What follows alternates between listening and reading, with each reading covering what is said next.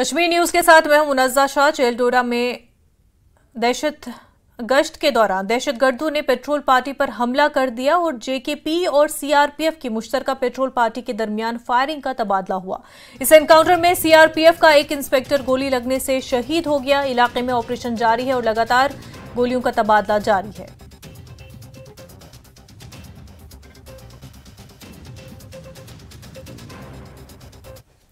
PDP की जानिब से असेंबली इंतखाबात के उम्मीदवारों की फहरिस्त जारी कर दी गई। पीडीपी ने 8 उम्मीदवारों के नामों का ऐलान किया। बिजबिहाड़ा से इल्तिजा मुफ्ती और पुलवामा से वहीदुर रहमान पर्रा को भी टिकट दिया गया है।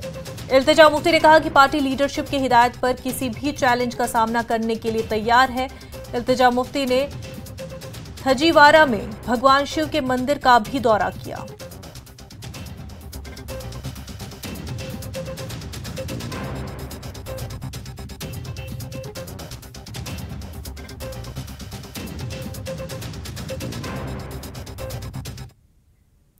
PDP media adviser Iltija Mufti ने बिजबिहाड़ा असेंबली हल्के के लिए अपने मुजव्वज़ा मैंडेट पर रद्द-ए-अमल जाहिर करते हुए कहा कि अगर पार्टी क़यादत उन्हें किसी भी किस्म का चैलेंज सौंपेगी तो वो इसका सामना करने के लिए तैयार हैं।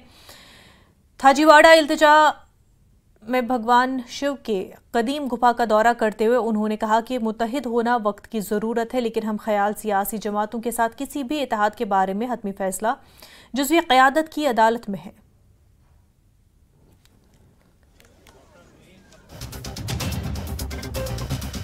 चलिए ये मेरे लिए एक ऑनर है, क्योंकि मैं जानती हूँ पिछले 5 साल से जो जम्मू कश्मीर की आवाम है, not just Bijbehara but the whole state, आप देखते हैं यहाँ लोग कैसे पिस रहे हैं because of all the policies जो यहाँ इम्प्लीमेंट होती हैं। दिल्ली से जो फरमान आते हैं, हर रोज कुछ ना कुछ हमसे छीना जा रहा है। तो अगर वो चाहते हैं तो मैं इसकी बहुत रिस्पेक्ट करती हूँ, लेकिन ये डिसीजन जो है इवेंचुअली पार्टी लीडरशिप की। मैं एक चीज क्लियरली बोलना चाहती हूँ कि पार्टी ने आज तक मुझे जो भी जिम्मेवारी दी है वो मैंने निभाने की कोशिश की, और अगर पार्टी में जो हमारे लोग हैं, लीडरशिप है, उनको लगता है आई शुड स्टेप अप, मैं बेझिझक I will step up. I am not scared of taking responsibility. जो मैंडेट्स हैं वो डिसीजन हमारी जो पार्टी की कोर कमेटी है वो लेंगे। मैं I am not rightly placed to answer your question because this is not something जो मैं डिसाइड करूंगी, ये सीनियर लीडरशिप डिसाइड करेगी। पीडीपी की जानिब से जनूबी कश्मीर की 8 नशिस्तों के लिए उम्मीदवारों की नामजदगी का ऐलान किया गया, जिस दौरान त्राल से साबिक मेंबर पार्लियामेंट अली मोहम्मद नायक के फर्जंद रफीक अहमद नायक को नामजद किया गया है। मैंडेट मिलने पर रफीक अहमद नायक ने पार्टी क़यादत का शुक्रिया अदा किया और लोगों से अपील की कि वो पीडीपी के हक में वोट का इस्तेमाल करें।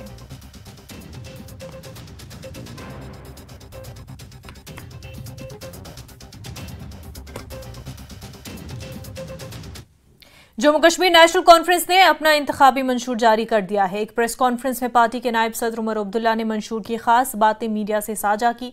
एनसी के इस मंशूर में क्या कुछ खास वादे किए गए हैं, देखिए इस रिपोर्ट में।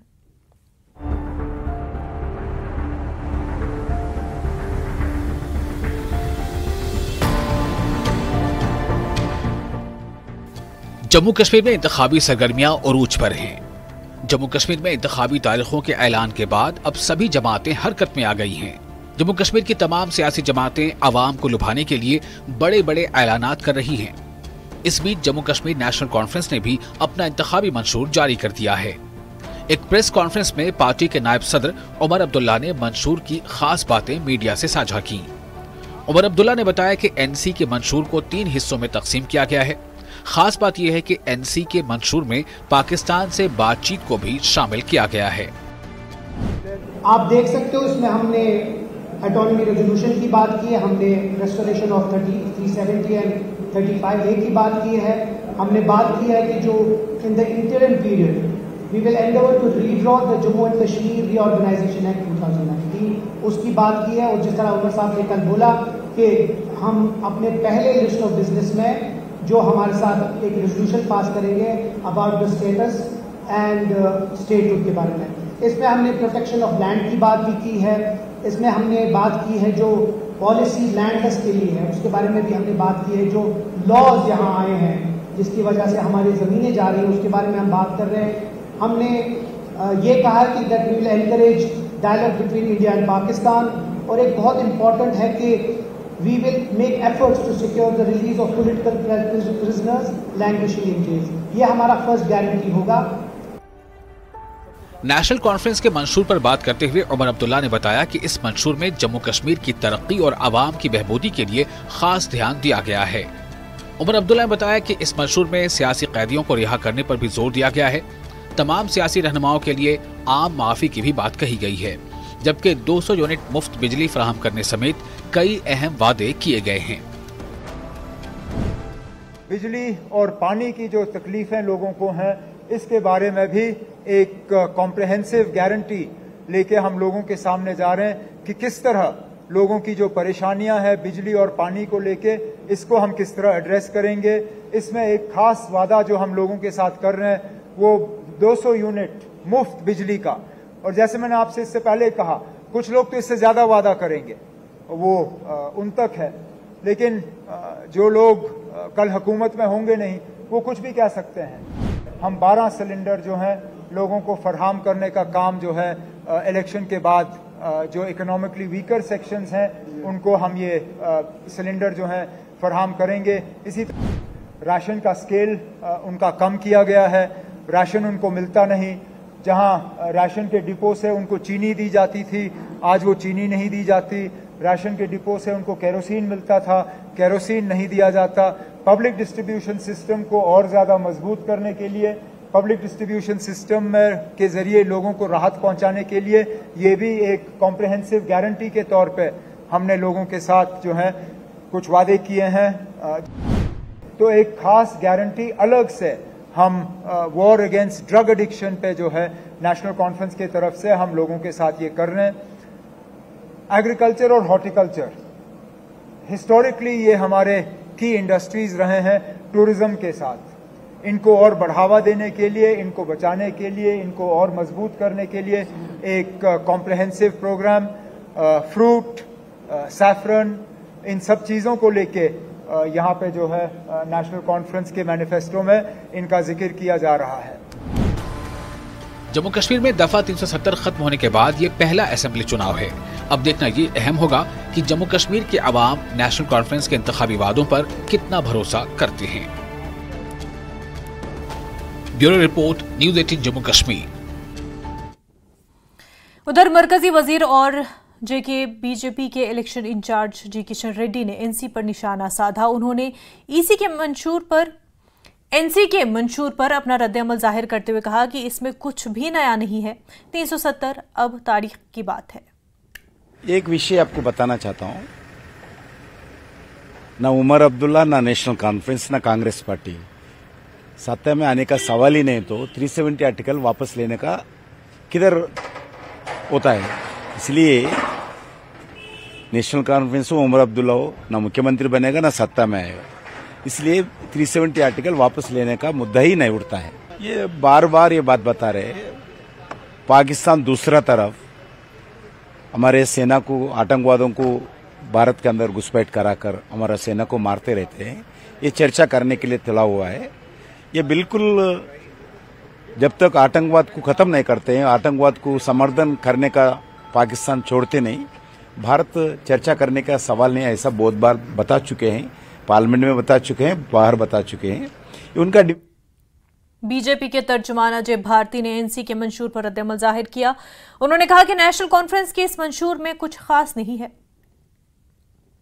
आपका धन्यवाद। उमर अब्दुल्ला ने अभी मैनिफेस्टो रिलीज किया। सबसे पहले बात उन्होंने कहा पॉलिटिकल और लीगल राइट्स, जिसमें 370, 35A स्टेटहुड की रेस्टोरेशन, उस पर वो कह रहे हैं कि हम लंबी फाइट जो है कंटिन्यू रखेंगे। बहुत बड़ी बात उन्होंने कही कि लीगल और पॉलिटिकल फाइट जो राइट्स हैं उनकी रेस्टोरेशन हमारा पहला एजेंडा है।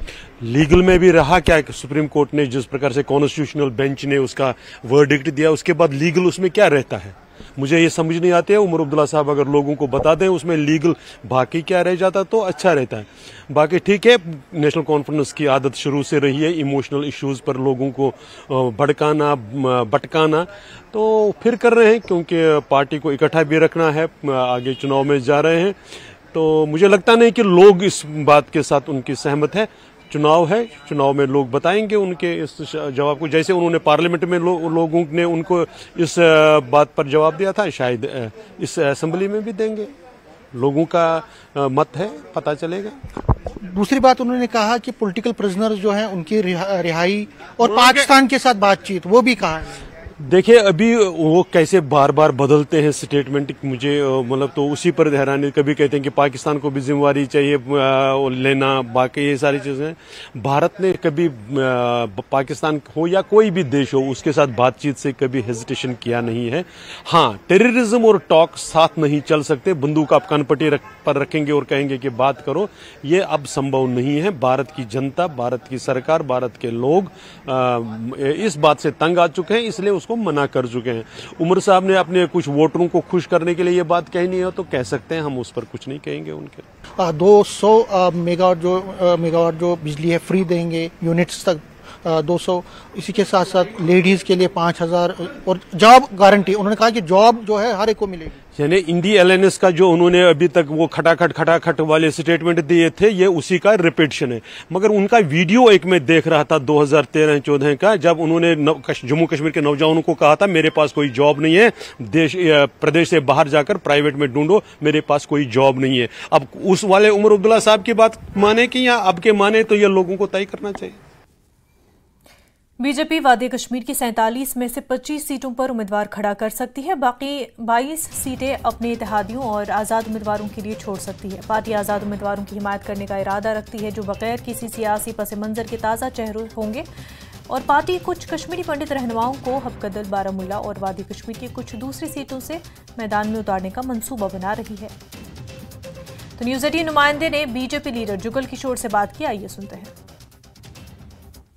ऐसा देखिए, लोग तो बड़ी बेसब्री से इंतजार कर रहे थे कि भाई हम चुनावों में जाएं और जम्मू कश्मीर में जल्द से जल्द चुनाव हों। चुनाव आयुक्त ने घोषणा की है, तारीखें भी बता दी हैं, तो लोग खुश हैं और चुनावों में जा रहे हैं। और भारतीय जनता पार्टी चुनावों के लिए तो पहले से ही तैयार थी और हम भी चाहते थे जल्द चुनाव हों। तो चुनाव हो रहे हैं। भारतीय जनता पार्टी का एक एक कार्यकर्ता जो है वो चुनाव जीतने के लिए लग जाएगा। जुगल जी, इसके साथ साथ ही जिस तरह से हालांकि लोकसभा इलेक्शन में दोनों कैंडिडेट थर्ड टाइम पे रिपीट किए गए, क्या विधानसभा चुनाव में भी ऐसा किया जाएगा? जो पहले कैंडिडेट जीते हुए उन्हीं को मौका दिया जाएगा? ऐसा है, पार्टी देखती है कि भाई सीट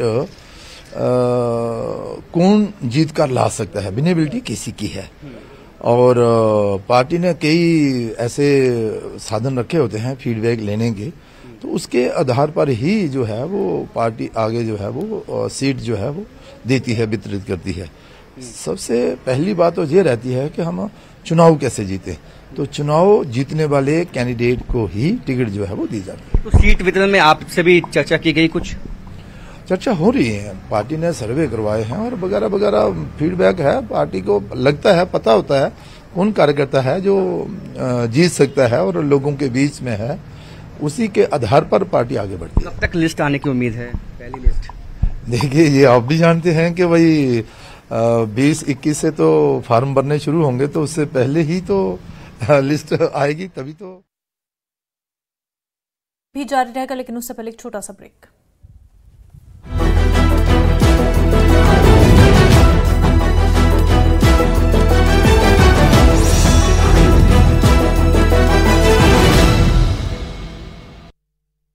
मीट मटन। करनाल में कांग्रेस का पंजाबी सम्मेलन, पूर्व सीएम भूपेंद्र सिंह हुड्डा, राज बब्बर, अशोक अरोड़ा रहे मौजूद। सोनीपत के बीजेपी कार्यालय में आम आदमी पार्टी और कांग्रेस में कुछ कार्यकर्ता बीजेपी में शामिल हो गए। मोहन लाल बड़ौली ने किया दावा, हरियाणा में बीजेपी की बनेगी तीसरी बार सरकार।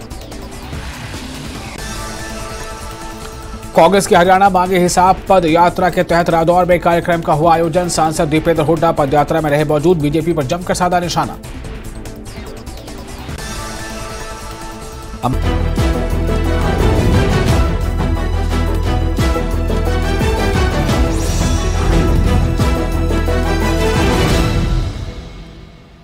ब्रेक के बाद आपका खैर मकदम। श्रीनगर में कांग्रेस की मीटिंग का इनेकाद किया गया और जम्मू कश्मीर कांग्रेस के नए सदर तारिक हमीद कर्रा की सदारत में मीटिंग का एहतमाम किया गया। तारिक हमीद कर्रा हाल ही में जम्मू कश्मीर कांग्रेस कमेटी के सदर मुंतखब हुए। पार्टी के अराकीन और ओहदेदारों ने तारिक हमीद कर्रा का जबरदस्त इस्तकबाल किया। मीडिया से खिताब करते हुए तारिक हमीद कर्रा ने कहा कि मेरा काम अब पार्टी को मजबूत बनाना है। देखिए, मैंने बार बार बात कही है कि प्रेसिडेंट का अवलीन फर्ज होता है तंजीम साजी, तंजीम को मजबूत करना, तंजीम की जड़ें मजबूत करना और फैलाव देना। अब जिस वक्त मुझे ये जिम्मेदारी दी गई है तो इस वक्त बहुत ही कम है और तंजीम साजी नहीं हो सकती, इसलिए हमारा बराह रास्त इस वक्त इलेक्शन पे फोकस होगा, बराह रास्त हमारा मैनिफेस्टो पे फोकस होगा और बराह रास्त हमारा कैंडिडेट सिलेक्ट करने पे फोकस होगा। हमारा फोकस इस वास्ते है कि हम ये रियासत जम्मू कश्मीर के लोगों को एक मौका मिला है, एक सुनहरी मौका है कि जो 2014 से उन्होंने मजालिम ढाए हैं, जेले हैं, जो 2014 से यहाँ पे कानूनी दहशतगर्दी फैलाई गई, आईनी दहशतगर्दी फैलाई गई, इक्तिसादी दहशतगर्दी फैलाई गई और यहाँ तक कि मजहबी मामलात के में भी मुदाखलत हुई। जम्मू कश्मीर में 10 साल बाद असेंबली इंतखाबात हो रहे हैं। इंतखाबात को लेकर जम्मू कश्मीर के आम लोगों में काफ़ी खुशी देखने को मिल रही है, क्योंकि काफ़ी लंबे अरसे से लोग अवामी नुमाइंदगी के बगैर काफ़ी मुश्किलात का सामना कर रहे थे। न्यूज़ 18 ने इंतखाबात के सिलसिले में आम आवाम से बात की और उनके तासुरात जानने की कोशिश की। क्या मुद्दे आपके हैं, किसको आप वोट डालेंगे और किस तरह की सरकार आप चुनने जा रहे हैं? जी सर, सबसे पहले तो हम मुबारकबाद देते हैं इलेक्शन कमीशन ऑफ इंडिया को कि जिन्होंने ये लोग पब्लिक की देरियाना मांग थी कि हमारे स्टेट में इलेक्शन होना चाहिए। तो अब चूंकि इलेक्शन आने वाला है तो पब्लिक की ये देरियाना डिमांड थी कि इलेक्शन होना चाहिए। अब इलेक्शन होने जा रहा है तो हम वोट तो उसी को करेंगे जो पब्लिक के काम करेगा, क्योंकि सबसे बड़ा मसला जो है अनएम्प्लॉयमेंट का है। यूथ, पढ़े लिखी यूथ है, अनएम्प्लॉयमेंट का सबसे बहुत बड़ा मसला बेरोज़गारी है, महंगाई है। हम उसी को वोट करेंगे इस बार जो पब्लिक के काम करेगा। महंगाई जो भी सरकार आएगी महंगाई कम होनी चाहिए और अनएम्प्लॉयमेंट का मसला होना चाहिए। तो लोग काफ़ी खुश नज़र आ रहे हैं इस असेंबली इलेक्शन को लेकर और जानने की कोशिश करेंगे। यहाँ पर कुछ लोग हैं, इनसे जानने की कोशिश करेंगे। Sir, assembly election Jammu Kashmir में हो रहे हैं तो इस बार जो है आम जनता किस तरह की सरकार यहाँ चाहती है? बिल्कुल, यहाँ पे मैं कहना चाहूँगा कि 10 साल बाद टाइम मिला है लोगों को अपनी राय का इस्तेमाल करने के लिए। बहुत ही इम्पॉर्टेंट इलेक्शन रहेगा, चाहे वो जिस भी पार्टी को सपोर्ट करते होंगे, लेकिन इस बार तो मुझे लगता है बहुत अच्छी तरह लोगों को सोचना पड़ेगा और वोट उसी को देना पड़ेगा। वही अपना रिप्रेजेंटेटिव उनको चुनना चाहिए जो यहाँ पे काम करे। ऐसा ना हो कि पीछे भी हम वोट देते आए हैं कहीं सदियों से, लेकिन हमारा जो डिस्ट्रिक्ट है, हमारी खास करके चिनाब वैली है, इसको नज़रअंदाज किया गया है, इग्नोर किया गया है। इसको यहाँ के नौजवान जो हैं वो बिल्कुल अनएम्प्लॉयड है। यहाँ पे कोई मतलब रोज़गार का कोई मसला अच्छा नहीं है, उनके लिए कोई ज़रिया नहीं है वो कमा सकें। ख़ास करके मैं कहूँगा जो एजुकेटेड यूथ है उसमें काफ़ी ज़्यादा यहाँ पे गुस्सा पाया जाता है, क्योंकि वो बहुत सारे यहाँ के बच्चे हैं जो PhD होल्डर हैं, नेट सेट हैं, डबल PG हैं। उनके लिए आज तक 2015 से पहले ही कुछ रिक्रूटमेंट हुई थी टीचर्स की, लेकिन आज तक उसके बाद कोई भी रिक्रूटमेंट यहाँ पे तो अब जब इलेक्शन होंगे तो सरकार बनेगी तो कितनी उम्मीदें आपको रहेंगी? बिल्कुल उम्मीदें तो हैं, क्योंकि जो रिप्रेजेंटेटिव्स होते हैं, इलेक्टेड रिप्रेजेंटेटिव्स, उनसे उम्मीदें ज़रूर होती है, क्योंकि उनको लोग चुनते हैं तभी ताकि वो उनका काम करें, इसीलिए उनको चुनते हैं। बहुत बहुत शुक्रिया। तो आपने सुना कि लोग असेंबली इलेक्शन को लेकर जम्मू कश्मीर में काफ़ी खुश नज़र आ रहे हैं। इनका यही कहना है कि इन्हें अपना नुमाइंदा मिलेगा, अपना चीफ मिनिस्टर मिलेगा, ताकि जो भी लोगों के यहाँ जम्मू कश्मीर में मसाइल है उन मसाइल का हल हो। क्योंकि लोगों का यही कहना कि बेरोजगारी काफ़ी बढ़ चुकी है, अनएम्प्लॉयमेंट है, जॉब्स नहीं है, काफ़ी जो यूथ है वो परेशान है। और अब जब असेंबली इलेक्शन यहाँ होने जा रहे हैं तो लोगों को काफ़ी। जम्मू कश्मीर बीजेपी के इंतखाबी इंचार्ज जी किशन रेड्डी का कहना है कि पार्टी की कोशिश है कि जम्मू कश्मीर में मुल्क दुश्मन ताकतों को इक़्तिदार में आने से रोका जाए। उन्होंने कहा कि आर्टिकल 370 हटाए जाने के बाद जम्मू कश्मीर के हालात में काफ़ी बेहतरी आई है। को मौका दिया जाएगा इस दफा, क्योंकि काफी नए चेहरे जो है कश्मीर घाटी में। वो मैं थोड़ी करता हूँ, party state election committee will recommend the names, panel of the names, then national election committee they will finalize the name. Parliamentary board. Like minded नेताओं से बात हो रही है, लाइक माइंडेड नहीं भाई, कोई काम है ना, हमारा पार्टी तो सब मिलके एक यूनिटी के साथ काम करते हैं, मिलजुल के काम करते हैं। इधर जम्मू कश्मीर को बचाना होगा, फिर टेररिज्म नहीं आना चाहिए, फिर परिवारवाद नहीं आना चाहिए, भ्रष्टाचार नहीं आना चाहिए, एंटी डेवलपमेंटल फोर्सेस फिर सत्ता में नहीं आना चाहिए। उसके लिए जम्मू कश्मीर के हित के लिए अच्छे पैनल तैयार करना और जम्मू कश्मीर में एक विकसित जम्मू कश्मीर होना चाहिए, इसके लिए पूरा प्रयास करेंगे हम। सर, वो लोग अभी 370 पे बात कर रहे हैं और रेजोल्यूशन लाने की, इसलिए बात कर रहा हूँ ना, यही बता रहा हूँ। 370 किसको भी जम्मू कश्मीर आम जनता को, सिटीजन्स को कोई लाभ नहीं है। 370 के कारण उनका अधिकार कैटिल हो गया। आज डॉक्टर बाबा साहब अम्बेडकर का कॉन्स्टिट्यूशन जम्मू कश्मीर में लागू है। हम डॉक्टर बाबा साहब अम्बेडकर के हितों के लिए काम करने वाले पार्टी है। उनके स्पिरिट से हम आगे बढ़ने वाले हैं, उनसे स्फूर्ति लेकर हमारा नरेंद्र मोदी जी काम कर रहे हैं। इसके लिए आज जम्मू कश्मीर में आर्टिकल 370 हटाने के बाद अमन शांति है और भाईचारा है। जम्मू कश्मीर बीजेपी के इंचार्ज तरुण चुग का कहना है कि असेंबली इंतखाबात में जम्मू कश्मीर से बीजेपी फातेह बनकर उभरेगी। आइए सुनते हैं उन्होंने मजीद क्या कुछ कहा। हमारा किसी पार्टी के साथ अलायंस नहीं है, ना ही कोई हमारा अलाई है। जम्मू कश्मीर में हमारा किसी पार्टी के साथ अलायंस नहीं है। भारतीय जनता पार्टी यहाँ दशकों से काम कर रही है और दशकों से यहाँ मजबूती से खड़ी है। और भारतीय जनता पार्टी के नेता श्री नरेंद्र मोदी जी ने लोगों का दिल जीता है, लोगों को काम करके दिखाया है, विकास की नई गाथा लिखी है। भारतीय जनता पार्टी मजबूती से लड़ रही है और उसी कारण आज भारतीय जनता पार्टी जम्मू कश्मीर की सबसे पहली पसंद बनी।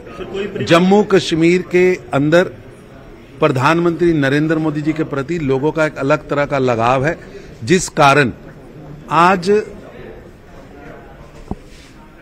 अलग अलग क्षेत्रों से, अलग अलग वर्गों से नेता भाजपा में शामिल हो रहे हैं और भारतीय जनता पार्टी आगे बढ़ रही है। सर, कुल 90 सीटों पे, सभी सीटों पे आपके कैंडिडेट आप बीजेपी उतारेगी? भारतीय जनता पार्टी का हर निर्णय पार्टी के फोरम लेते हैं, पार्टी का फोरम बैठेगा और पार्टी पूरी मजबूती से जम्मू कश्मीर में चुनाव लड़ेगी। कोई प्री-पोल अलायंस नहीं होगा सर? हमारा किसी पार्टी के साथ अलायंस नहीं है। सर, कल उमर अब्दुल्ला ने कहा कि अगर हमारी सरकार आती है तो हम पहला रेजोल्यूशन पास करेंगे कि 370 हटना गलत था। कैसे आप इसे देखते हैं?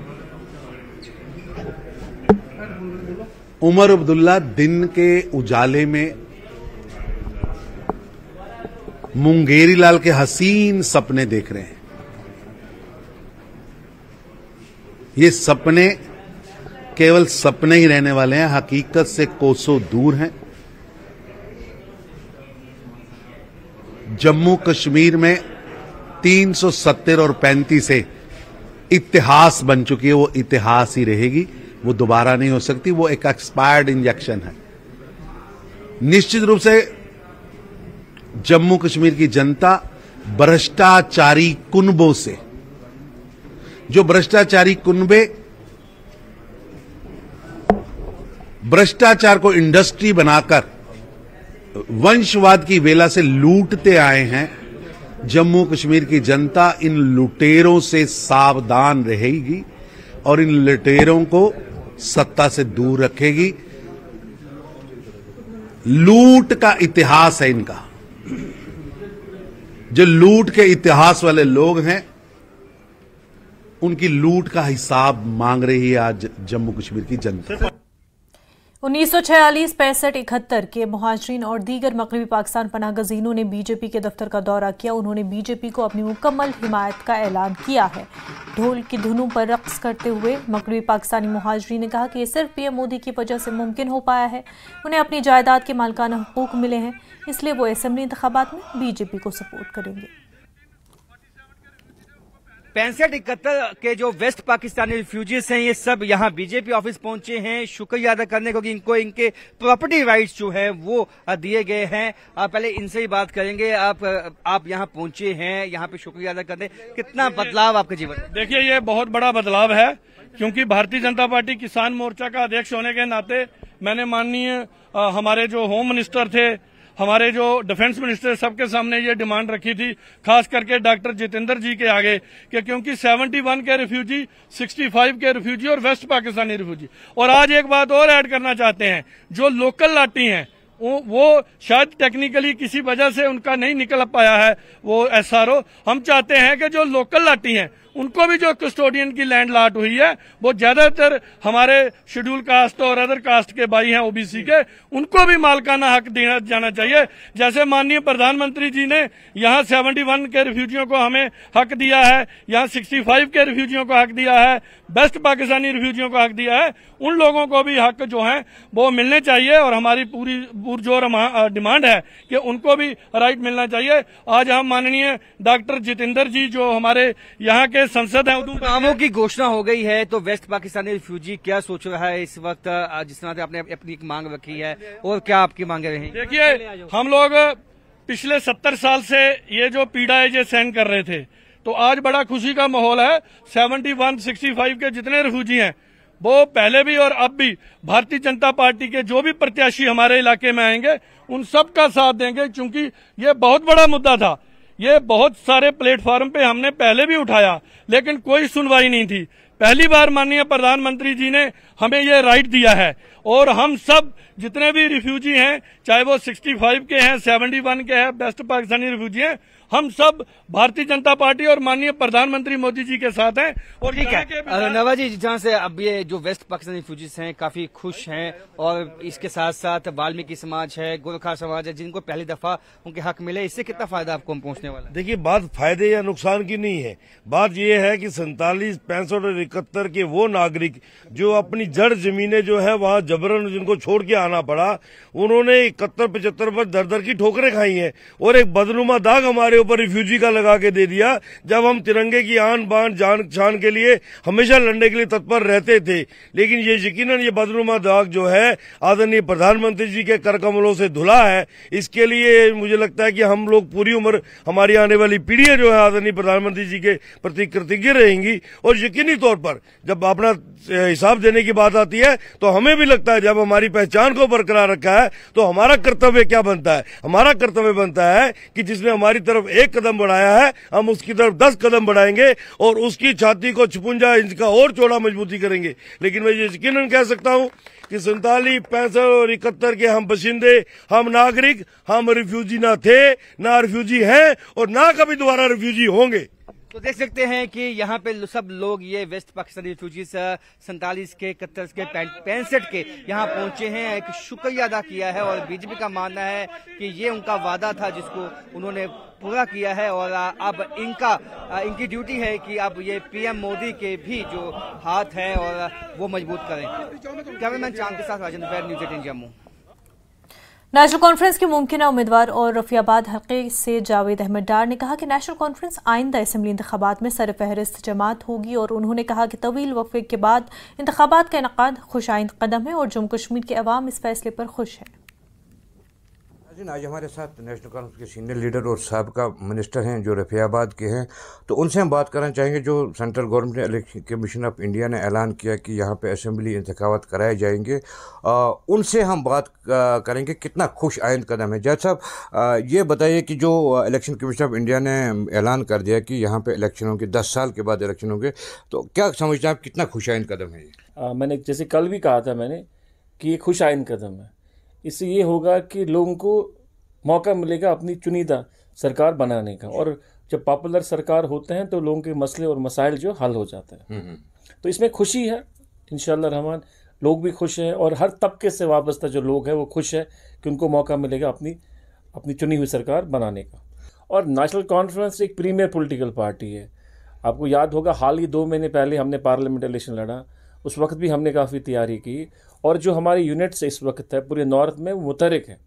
और मुझे लगता है कि इंशाअल्लाह रहमान पिछले 2 महीने से रेगुलरली वो हर चीज़ को लेके संजीदा है और देख रहे हैं कहाँ कोताही कमियां जो थी उनको दूर करने की कोशिश की उन लोगों ने। और इस वक्त इंशाअल्लाह रहमान नेशनल कॉन्फ्रेंस है पूरे जोर में है और इंशाअल्लाह रहमान आने वाला वक्त भी होगा वो हमारा ही होगा इंशाअल्लाह। खबरों का सिलसिला जारी रहेगा, लेकिन उससे पहले एक छोटा सा ब्रेक।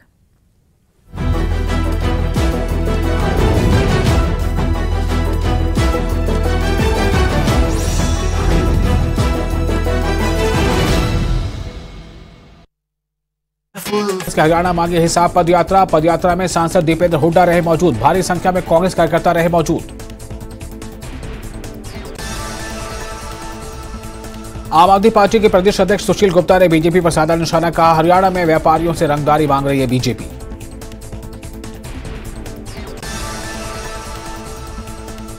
बीजेपी पर जमकर बरसे अनुराग ढांडा, कहा बीजेपी में झूठ बोलने का है कंपटीशन। आम आदमी पार्टी हरियाणा में 90 सीटों पर चुनाव लड़ने जा रही है।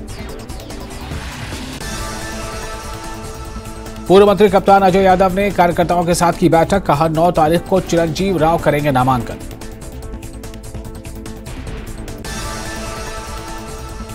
सिरसा में राज्यसभा सांसद कार्तिकेय शर्मा ने कई गांवों का किया दौरा। कार्तिकेय शर्मा ने गांव वालों से की मुलाकात। कार्तिकेय शर्मा ने ऐतिहासिक गुरुद्वारे में टेका मत्था। हरियाणा के वित्त मंत्री जेपी दलाल ने हरियाणा में बीजेपी की फिर से सरकार बनने का किया दावा, कहा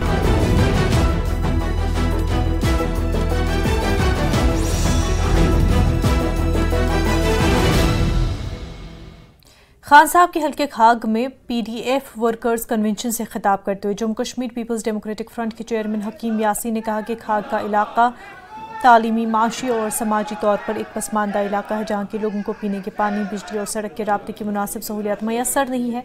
पीडीएफ चेयरमैन ने लोगों से कहा कि वो रिवायती इलाकाई सियासी पार्टियों के जज्बाती नारों से गुमराह न हो, बल्कि ऐसे काबिल और सरशार उम्मीदवारों को वोट दे जो आने वाले असम्बली इंतखाबात में उनकी ख्वाहिशात की भरपूर नुमाइंदगी कर सके। पॉलिटिशियंस के लिए ये कोई मामला नहीं है। अगर मामला है वो लोगों का है, क्योंकि खाग का जहां ताल्लुक है ये बिल्कुल बीरवा के बिल्कुल करीब है, इसके बगल में है, और इसको आप 40 किलोमीटर यहाँ से खान साहब आना है। लिहाजा डिलिमिटेशन ही गलत हुआ। मैंने कहा कि इत्तेहाद जरूरी है, सरकार के लिए नहीं, मिनिस्ट्री बनाने के लिए नहीं, कुर्सी हासिल करने के लिए नहीं, लोगों के जो मौजूदा मुश्किलात और मामलात हैं उस लिहाज से इत्तेहाद और इत्तेफाक की जरूरत है। सीट शेयर करने के लिए, बांटने के लिए इसको मैं इत्तेहाद नहीं मानता। मैं उस चीज को इत्तेहाद मानता हूं अगर सब लोग मुत्तहिद होकर गवर्नमेंट इंडिया पर मुत्तहिद होकर पुरअमन तरीके से, कानूनी तरीके से दबाव डाले ताकि जो हमसे छीना। सीपीआईएम के सीनियर लीडर मोहम्मद यूसुफ तारेगामी ने कहा कि सेक्युलर नजरियात की हामिल सियासी जमातों को मिलकर इंतखाबात में हिस्सा लेना चाहिए ताकि वोटों की तकसीम न हो। उन्होंने कहा कि वक्त आ गया है कि मुत्तहिद होकर बाहमी अफाम तफहीम से इलेक्शन लड़ा जाए। नेशनल कॉन्फ्रेंस के मैनिफेस्टो पर रद्दमल जाहिर करते हुए तारेगामी ने कहा कि सीपीआईएम के पास पहले ही खसूसी हैसियत की बहाली का एजेंडा रहा है। उन्होंने कहा कि पार्टी भी हिंदुस्तान और पाकिस्तान के दरमियान मुज़ाकरात के हक में है। आपका ये बताइए कि अभी जो है इंतखाबात का बिगुल बज चुका है और तारीखों का भी ऐलान हो गया है। इस हवाले से आपकी पार्टी की स्ट्रैटेजी क्या है और आने वाले वक्त में क्या आपकी पार्टी जो है पूरे जम्मू कश्मीर के अंदर इंतखाब लड़ेगी? जहाँ तक चुनावी अमल के ऐलान का ताल्लुक है, देर से ही सही एक अपॉर्चुनिटी मिली है हमारे आवाम को बड़ी देर के बाद। इसका सही इस्तेमाल किया जाना चाहिए और मेरी राय में, सीपीएम की राय में ख़ास तौर पर चैलेंजेस बहुत ज़्यादा संगीन हैं, उनको कम करके देखा नहीं जा सकता किसी भी सूरत में, और इसीलिए ज़रूरत है कि वो तमाम क़ुव्वतें जो ये चाहते हैं क्या हमारी आइडेंटिटी बची रहे, हमारा वजूद बचा रहे, हमारी जो कदरें हैं, वैल्यूज़ हैं लाइफ के, कल्चर के, वो बचे रहे, हमारे राइट्स को जो आंच आई हैं वो ख़त्म हो जाए। जम्मू के आवाम, कश्मीर के आवाम मिलकर सारी पार्टियां जो भी इस राय के हों क्या फ्यूचर सेकुलर बुनियादों पर रहे, मेल जोल से रहे और बेटर ज़िंदगी के मौके मिले हमारे आवाम को। Returning officer Bhaderwah assembly Sunil Kumar ने सियासी जमातों के नुमाइंदों के साथ एक मीटिंग तलब की और उन्होंने असेंबली इंतखाबात के पुरअमन और बेखौफ इनकाद के लिए एमसीसी के रहनुमा खतूत पर अमल करने की हिदायत दी। एडीसी ने कहा कि मॉडल ज़ाब्ते इखलाक नाफिज हो चुका है और उम्मीदवार और सियासी जमातों को इसके रहनुमा असूलों पर अमल करना लाजमी होगा। उन्होंने तस्दीक की कि इंतखाबी अमल के किसी भी मरहले पर एमसीसी की खिलाफ वर्जी की इजाज़त नहीं दी जाएगी। कोई भी पार्टी या उम्मीदवार किसी ऐसी सरगर्मी में मुलव्विस नहीं होगा जिससे फ़िरक़ा वाराना नफरत पैदा हो या मुख्तलिफ ज़ातों पर और बरादरियों मजहबी या लिसानी तबके के दरमियान तनाव पैदा हो। आज यहाँ पे हमने 51 AC के जो पॉलिटिकल पार्टीज हैं उनकी मीटिंग भी बुलाई थी, उनको ब्रीफ करने के लिए किसी मॉडल कोड ऑफ कंडक्ट जो है वो लागू हो चुका है उसकी वायलेशन ना करें। उनको बताया गया कि मॉडल कोड ऑफ कंडक्ट में क्या क्या पेनल्टीज पड़ सकती हैं और आपको उनको ये भी हिदायत दी कि जो भी आपको एक्टिविटी करनी है विदाउट परमिशन कोई एक्टिविटी ना करें और जितना भी प्रिस्क्राइब्ड जो है वो लिमिट है उसी के दायरे में रह के अपना जो खर्चा करें।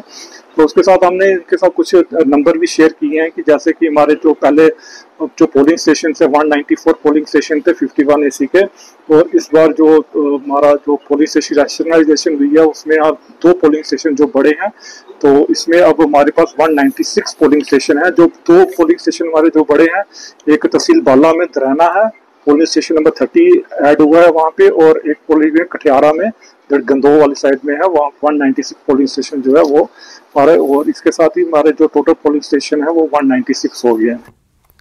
इस साल की श्री अमरनाथ यात्रा मुक़द्दस अमरनाथ गुफा में शिवलिंगम के आखिरी दर्शन के साथ इख्तिताम पजीर हुए। आज सुबह महंत दीपेंद्र गिरी की निगरानी में छड़ी मुबारक को पंचतरनी से मुक़द्दस गुफा अमरनाथ ले जाया गया। इस मौके पर मुल्क में अमन खुशहाली के लिए ख़ुसूसी दुआओं के साथ आखिरी आरती की गई। 29 जून को शुरू होने वाली अमरनाथ यात्रा के दौरान इस साल 5 लाख से ज्यादा यात्रियों ने शिवलिंगम और मुक़द्दस छड़ी मुबारक की ज़ियारत की। श्रावण पूर्णमासी के मौके पर पवित्र गुफा में आखिरी दर्शन के साथ ही इस साल की श्री अमरनाथ जी यात्रा इख्तिताम पजीर हुई। 52 दिनों तक चलने वाली इस यात्रा के दौरान 5 लाख से ज़्यादा यात्रियों ने पवित्र शिवलिंगम के दर्शन किए, जिसका मतलब ये हुआ कि पिछले साल के मुकाबले में इस साल यात्रियों की संख्या काफ़ी ज़्यादा थी। 52 दिनों तक चलने वाली इस यात्रा के दौरान तमाम यात्रियों ने इंतजामात पर इत्मीनान का इजहार किया, जबकि इंतजामिया ने भी सिक्योरिटी समेत तमाम तर चैलेंजेस का मुकाबला किया और इन चैलेंजेस को पूरा किया। आज पवित्र गुफा में खुसूसी पूजा के साथ आरती हुई और आखिरी दर्शन के साथ इस साल की श्री अमरनाथ जी यात्रा खुश असलूबी से इख्तिताम पजीर हुई। न्यूज़ 18 के लिए अनंतनाग से मुदस्सिर कादिर। श्रवण पूर्णिमा के मौके पर थाजीवाड़ा अनंतनाग में छोटा अमरनाथ के कदीम गुफा में हवन और खसूसी पूजा की गई और तकरीब में कश्मीरी पंडितों की बड़ी तादाद ने शिरकत की और अमन खुशहाली के लिए खसूसी दुआएं की गई। डीसी अनंतनाग सैयद फखरुद्दीन हामिद ने भी गुफा का दौरा किया और इंतजामात का जायजा लिया। कश्मीरी पंडितों ने इंतजामिया और मकामी मुसलमानों पर हर किस्म की मदद फराहम करने का शुक्रिया अदा किया। ताजीवाड़ा में भगवान शिव की प्राचीन गार अमरनाथ यात्रा के साथ ज़्यादा अहमियत रखती है, क्योंकि कहा जाता है कि कदीम ज़माने में बूढ़े और मुख्तलिफ बीमारियों में मुब्तला लोग जो यात्रा करने के काबिल नहीं थे इस गुफा में दर्शन करते थे।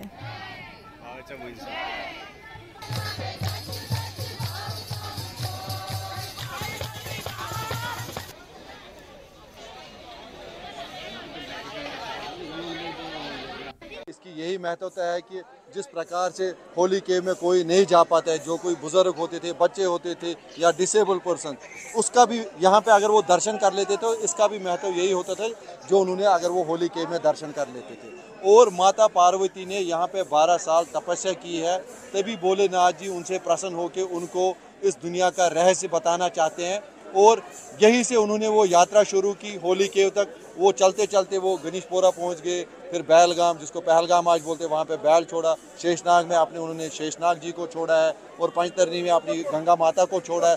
और वो अकेले जहाँ पे कोई नहीं था होली केव में उन्होंने माता पार्वती को वो अमर कथा सुनाई। वहाँ पे सिर्फ वो कबूतर थे जो जो उन्होंने वो कहानी, आज भी वो कबूतर के हमें दर्शन होते हैं, 2 कबूतर की जोड़ी, इसलिए वो अमर हो गए वो अमर कथा सुन के। लोग कितनी तादाद से जम्मू से आ रहे हैं, 10-10 गाड़ियाँ 5-5 गाड़ियाँ जम्मू से आ रही हैं, लोग अलग अलग डिस्ट्रिक्ट से आ रहे हैं। तो आप ये तो अच्छे शुभ संकेत ही दिखाई दे रहे हैं कि लोग अब अपनी रुचि दिखा रहे हैं, अपने पुरानी जो यहाँ के लोग हैं। और सबसे बड़ी बात यह है कि जो हमसाया है, जो यहाँ के जो नेबर्स है, वो बढ़ चढ़ के हिस्सा ले रहे हैं। कल से हवन यज्ञ आरंभ हो रहा है। यहाँ पर बहुत सारे श्रद्धालु आए हैं, हज़ारों की तादाद में यहाँ पर श्रद्धालु आए हुए हैं। कल से जोंक दरजोर और जम्मू से भी बहुत श्रद्धालु आए हैं। हमारे यहाँ खासतौर पर साउथ कश्मीर में जितने भी PM पैकेज के लोग आ रहे हैं, उनके साथ जितने रिश्तेदार हैं सब आ रहे हैं और यहाँ पर बहुत भाईचारा दिखाई रहा है, क्योंकि ये जो है ये स्थान जो है यहाँ पर शंकर पार्वती ने पहले पड़ाव विश्राम किया था और यहाँ से आगे चलकर हुए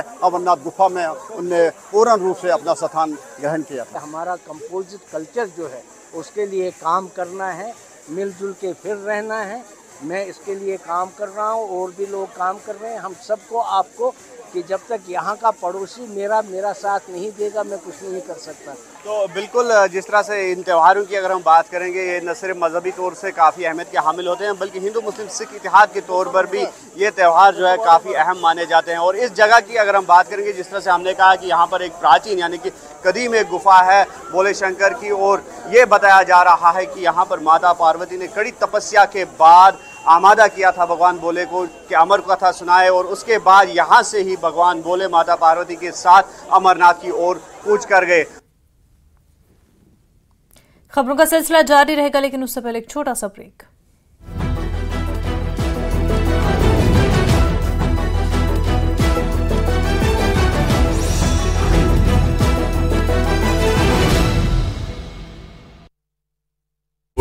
बार बनेगी बीजेपी की सरकार।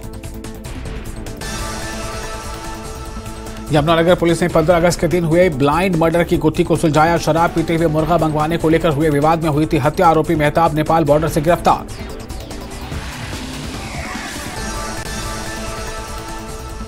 दो गधों के साथ घूमते हैं हरियाणा के पूर्व आईएएस अधिकारी प्रवीण कुमार। लोगों को मानवता का संदेश देना है मकसद।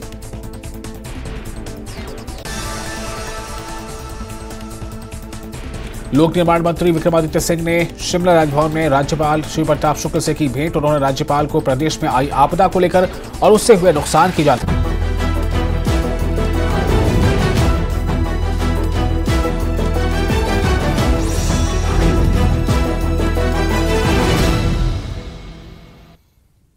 ब्रेक के बाद आपका खैर मकदम। महाधनेश्वर यात्रा बांडीपुरा में शुरू हुई और इसे छोटा अमरनाथ यात्रा भी कहा जाता है। डीसी मंजूर अहमद कादरी ने सुबह इस यात्रा को झंडी दिखाकर रवाना किया। ये यात्रा हर साल माह श्रवण के आखिरी दिन में होती है। इस यात्रा में श्रद्धालुओं की बड़ी तादाद शरीक होती है। श्रद्धालुओं ने एक रोजा यात्रा के लिए किए गए इंतजाम की काफी सराहना की।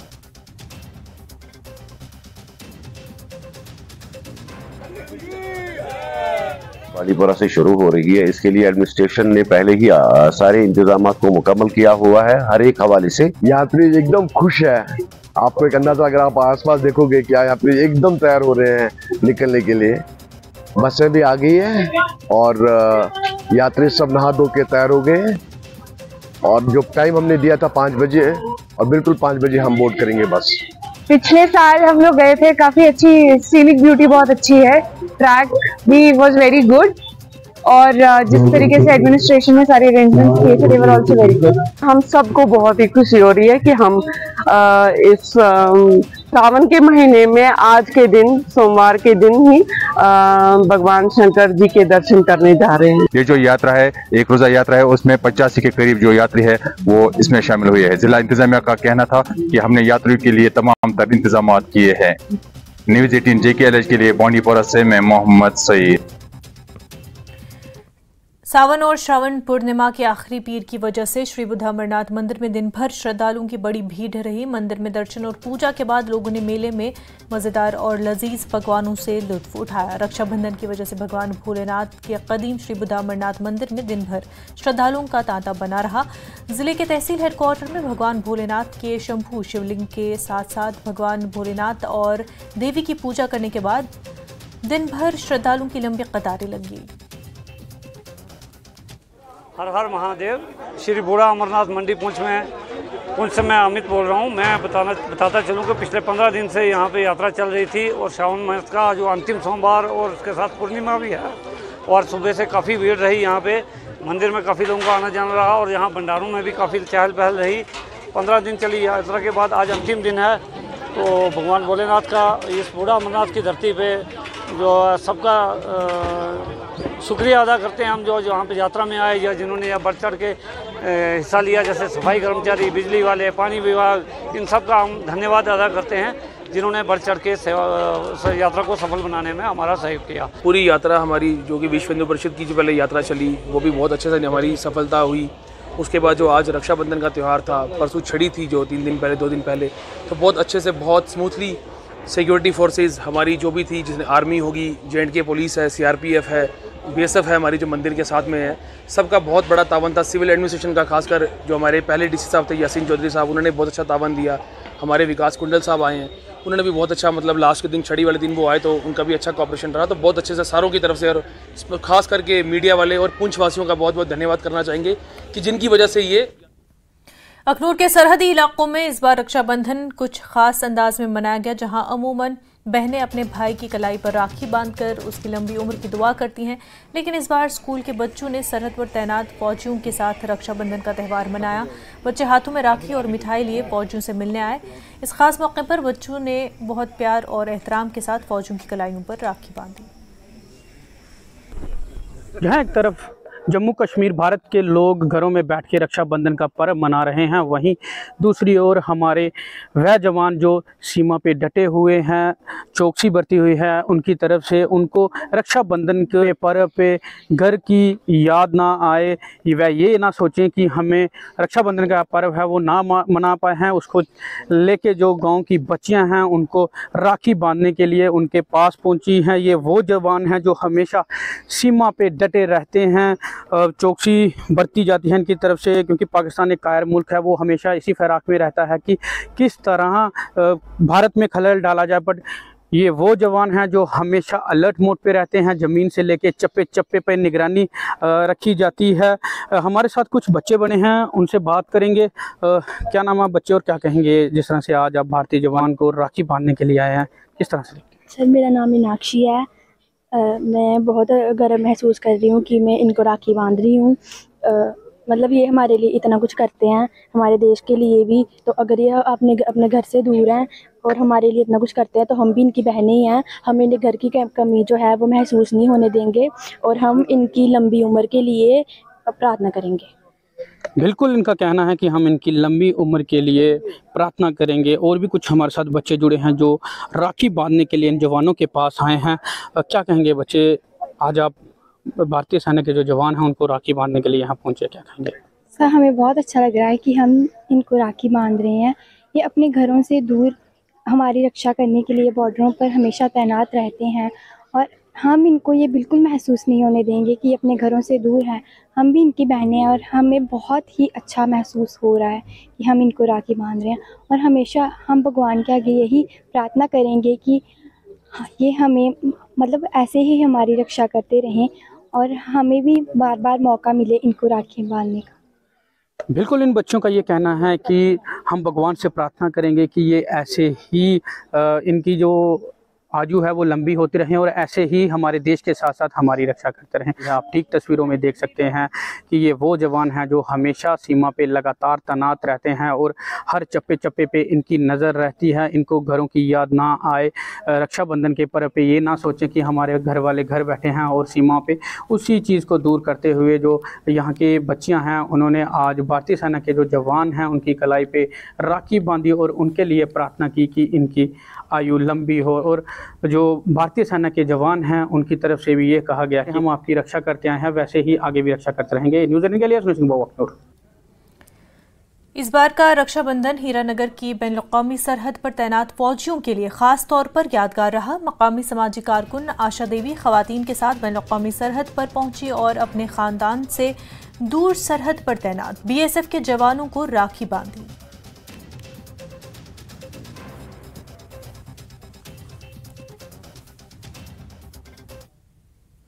कश्मीर न्यूज में फिलहाल इतना ही, पर आप बने रहे न्यूज़ 18 के साथ। आदाब।